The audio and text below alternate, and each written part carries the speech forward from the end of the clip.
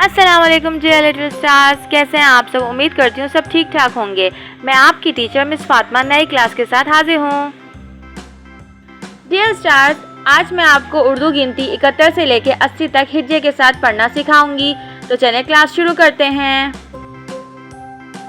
अलिफ ज़ेर ई, काफ ते ज़बर कत, इकत, तेरे तर, इकहत्तर। बे ज़बर बा, हे ते हद, बहत, तेरे तर, बहत्तर। ते ज़ेर ती, हे ते हद, तेरे ज़बर तर, तेहत्तर।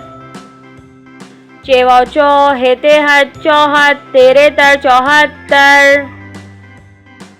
पे ज़ेर पीछे, हे ते छत, पिछत, तेरे तर, पिछत्तर। छे ज़ेर छे, ये ते यत, छेयत, तेरे तर, छिहत्तर। सीन ज़बर सा, ते तत, सतत, तेरे तर, सतत्तर।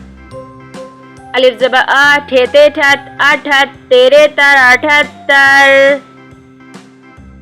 अलिफ पेश उ, नून अलिफ ना, उना, सीन छोटी ए सी, उनासी। अलिफ सीन ज़बर अस, सीन छोटी ए सी, अस्सी। आइए अब रवा पढ़ते हैं। 71,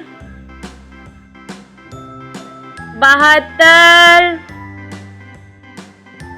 73, 74, 75, 76, 77,